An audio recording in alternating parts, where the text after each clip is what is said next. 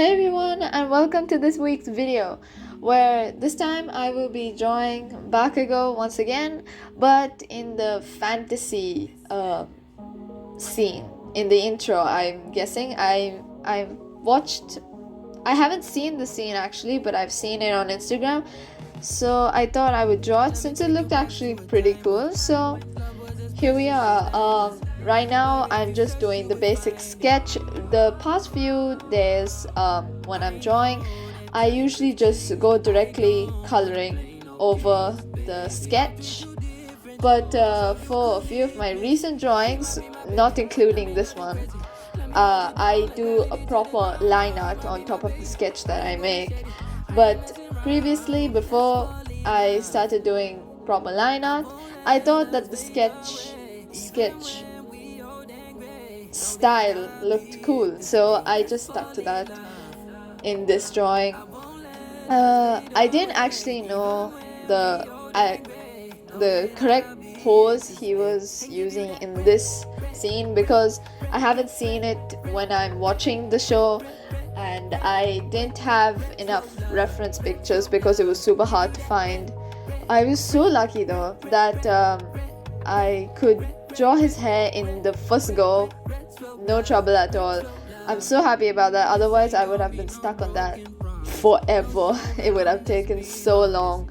And only when I got more references I realized his hand is bending back with a sword, so I didn't know that, and so I drew his hand like, you know how Spider-Man, he just shoots his hand out to swing around the city and stuff like that. I haven't watched Spider-Man, so but I thought I would draw it like that, but no, it should be bent a little bit. So I edited a little bit more towards the end, but here I have finished the sketch, and now I'm going in for the more details, like his belt and pants, his arm covers,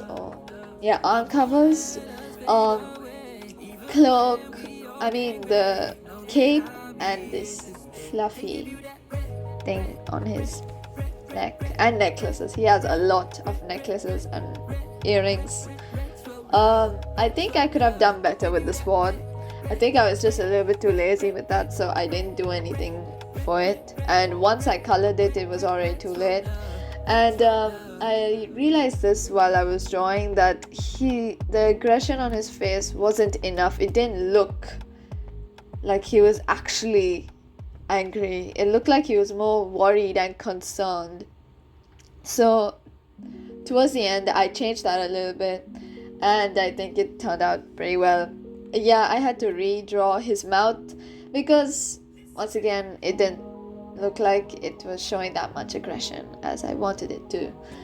So once I fixed that, it looked better and stuff like that. So yeah, throughout this drawing I kept getting more and more references, so I kept changing quite a lot while I was drawing this. But I really enjoyed drawing the little fluffy cape on his back. It's super cute, and I just like drawing the little feathers. It was quite enjoyable.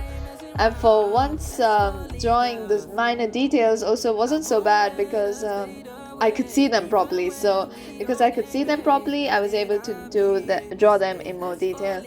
Here is where I'm drawing the cape, the red cape behind him. And I've seen all over Instagram that he had a dragon in the scene. I didn't draw anything related to the dragon, but people are saying that dragon is Kirishima. I'm not even sure if that's true, but if it is, please let me know. I'm really wondering about it. So now we're on to the coloring. I first of all finished the background. I didn't finish it, I just put the base color so that I will know if the color of his skin, since I'm picking out the color of his skin by myself, I need to know if it looks good with the background. Sometimes it won't look good, and so I have to put the background color, and then and I decided to do a little bit of rendering on his body, like add a little bit of warm tones, and then I realized that on some places on his body, like the necklaces and the cape and stuff like that, that isn't supposed to be there, obviously, because his skin isn't shown in those areas. So I needed to remove the layer and erase the rendering on some specific places. So throughout the video, I'm just going back, erasing some stuff where I might have forgotten to erase it, and coloring the character, which is Bakugou here. Coloring the necklaces and stuff, I did the more polishing little features on the necklaces at the end of the video. Right now I just wanted to get all the base colors down, and when I did, I started doing the shadows. So here I thought it's best if I don't use a colorful shadow, because it doesn't bring the more fierce look of the drawing. So like always, I made a new layer, set it to multiply, and took a light gray color and started coloring over the drawing. So there was a lot of shading for the cape that I decided to do. For his face, I really wanted his face to have some shadows which made it look very extreme. And after that, it was practically it. If you like this video, go ahead and give it a like, and if you like my channel, please subscribe. I really appreciate it, and I'll see you all next week. Have a great day. Bye!